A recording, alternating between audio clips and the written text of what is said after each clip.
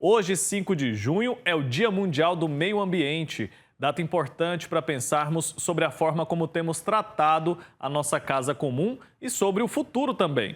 Noticiamos diariamente a situação no Rio Grande do Sul, que vem sofrendo com a tragédia climática da sua história, né? A maior tragédia climática da sua história. E no auge dessa crise, uma proposta de emenda à Constituição tem deixado em alerta quem defende as causas ambientais. Eu estou falando da PEC das praias. A medida propõe transferir terrenos da União para o controle privado. Em meio às discussões intensas sobre o assunto, o presidente do Senado, Rodrigo Pacheco, afirmou que o tema será tratado com cautela e sem pressa.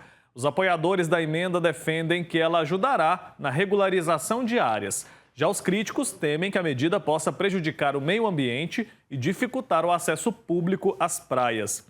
A gente vai entender mais sobre quais são os possíveis impactos da medida, conversando ao vivo agora com o advogado especialista em direito penal, Bruno Boris. Ele está conectado aqui com a gente. Doutor, seja muito bem-vindo, obrigado pelo seu tempo. Bom dia, Wilker. Bom dia a todos os telespectadores. Obrigado pelo convite. Eu que agradeço, doutor. Antes de tudo, quero pedir para o senhor nos ajudar a entender melhor essa proposta que já foi aprovada na Câmara dos Deputados e que agora está no Senado. Quais são os possíveis impactos dela na prática? Bom, essa proposta de emenda constitucional, Wilker, ela prevê a mudança de titularidade, digamos assim, para o pessoal aí de casa entender, dos terrenos de marinha.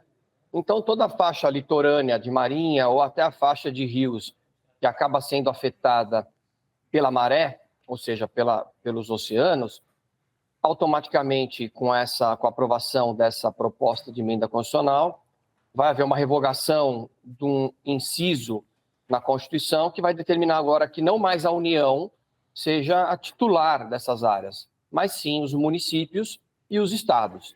Então, vai haver uma descentralização de controle dessas áreas.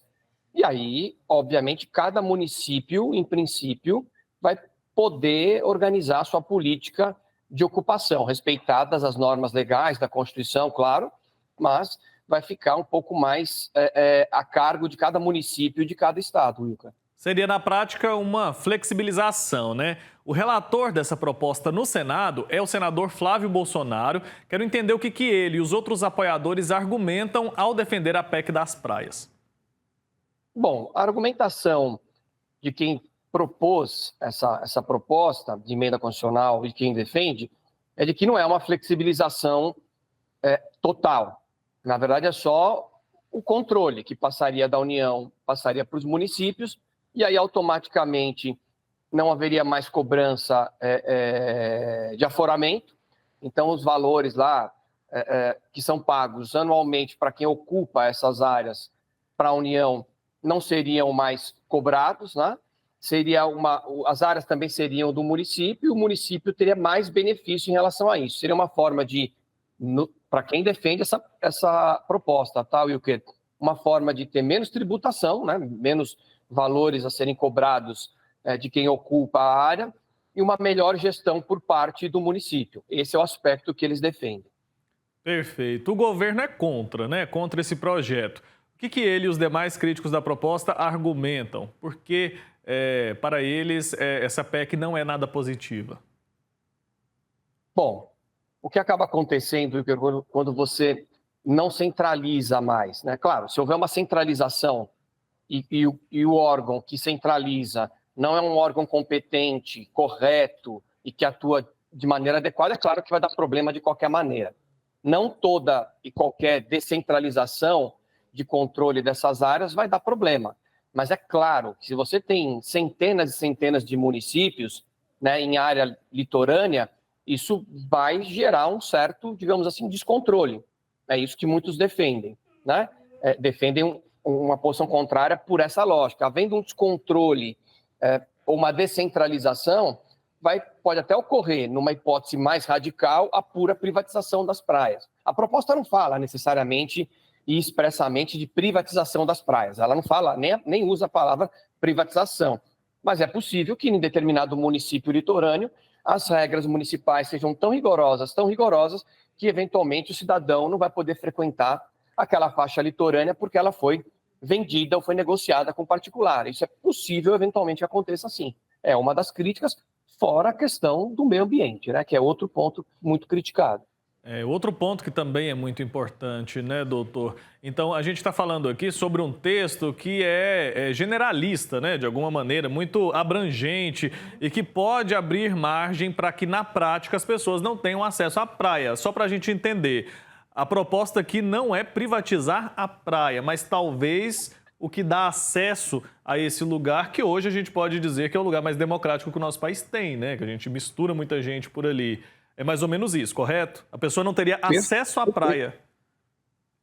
Perfeito, Wilker.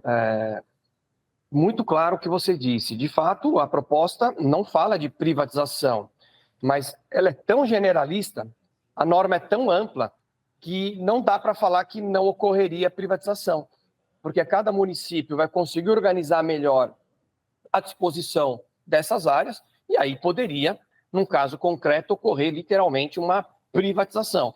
O acesso do cidadão para a faixa litorânea vai ser tão difícil, tão restrito, que vai ser praticamente uma privatização. Então, esse é, de fato, um dos problemas. Como a proposta é muito ampla, não dá para saber até onde ela vai. Esse é o risco, às vezes, quando você tem uma proposta muito generalista. E para a gente ter uma dimensão do tamanho desse problema, dessa questão que a gente está falando aqui, o Brasil tem mais de 8.500 quilômetros de litoral se a gente considerar as baías. E boa parte desse território é constituído por mangues e restingas. Segundo o Painel Brasileiro para o Futuro do Oceano, todo esse ecossistema serve como uma espécie de barreira para evitar o avanço da água. Queria que o senhor falasse para a gente, para nos ajudar a entender quais seriam os possíveis impactos ambientais dessa proposta, que, como a gente falou já, estão sendo muito criticados também. Bom, a proposta, Wilker, ela até prevê que as áreas já de proteção ambiental já definidas, né, em tese áreas já ocupadas, ficariam fora dessa proposta. Tá? Então, áreas de proteção ambiental que já existem, conforme a proposta, seriam preservadas. Esse é um aspecto bom, tá? Porque a área protegida não vai sofrer alteração.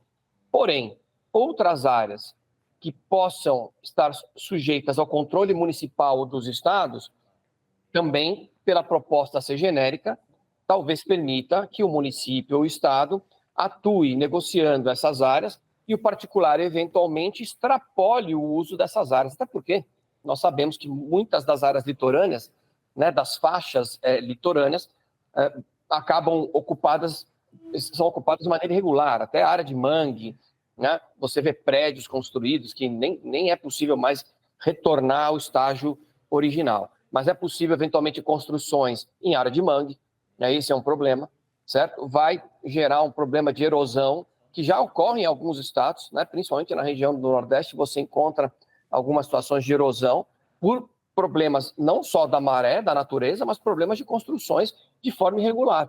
E isso certamente, se não for controlado ou fiscalizado, vai ser um impacto para o meio ambiente.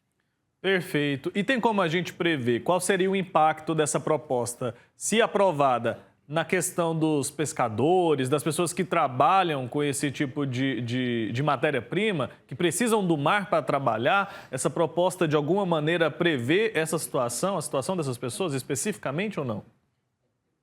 Bom, a proposta, Wilker, menciona que as áreas, em regra, já ocupadas de maneira regular, claro, né?